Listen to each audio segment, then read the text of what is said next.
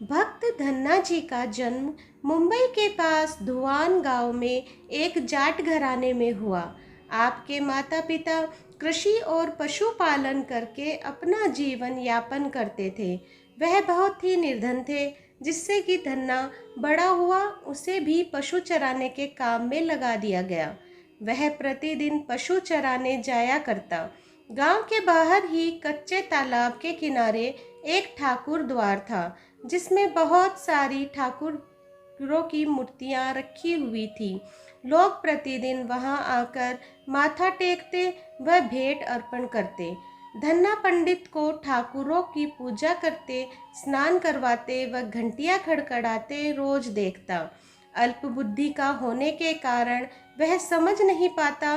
एक दिन उसके मन में आया कि देखते हैं कि यह क्या है। उसने एक दिन पंडित जी से पूछ ही लिया कि आप मूर्तियों के आगे बैठकर क्या करते हो।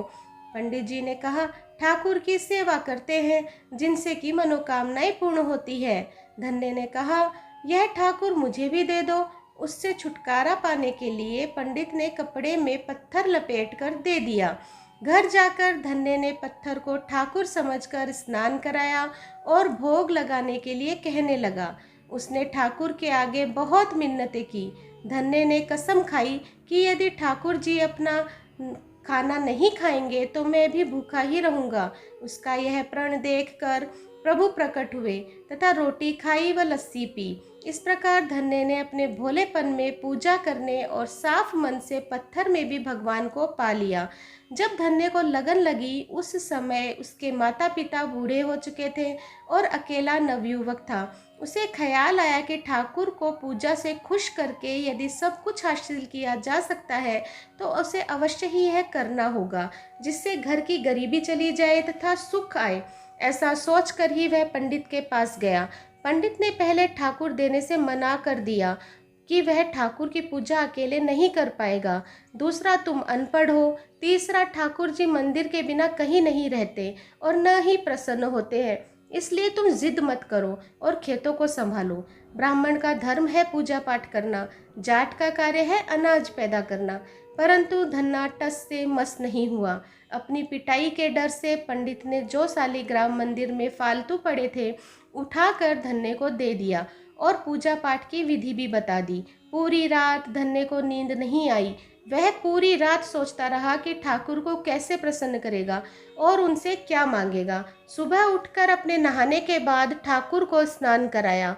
भक्ति भाव से बैठकर लस्सी, रिड़की व रोटी पकाई।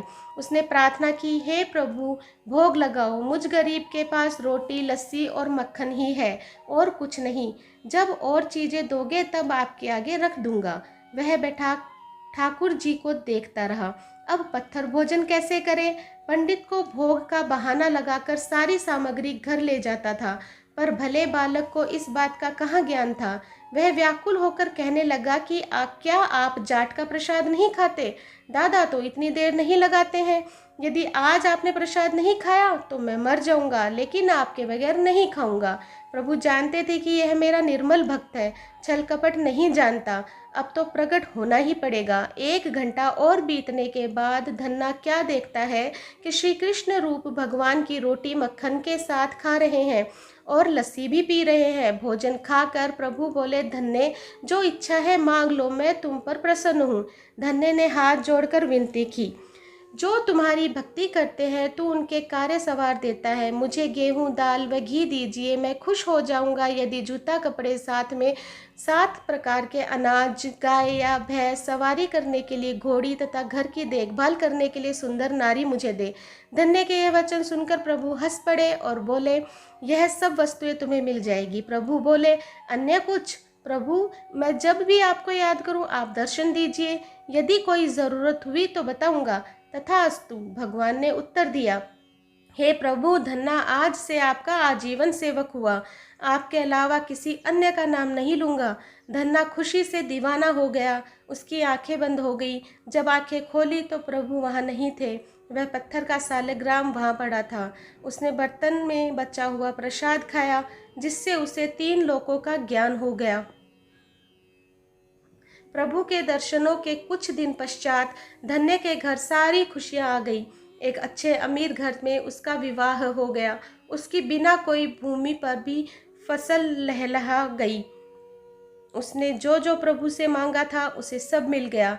किसी ने धन्य को कहा, चाहे प्रभु तुम पर प्रसन्न है, तुम्हें फिर भी गुरु धारण करना चाहिए। उसने स्वामी रामानंद जी का नाम बताया।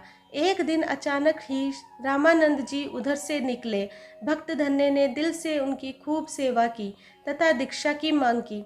रामानंद जी ने उनकी विनती स्वीकार कर ली और दीक्षा देकर धन्य को अपना शिष्य बना लिया। धन्ना भगवान के नाम का सुमिरन करने लगा।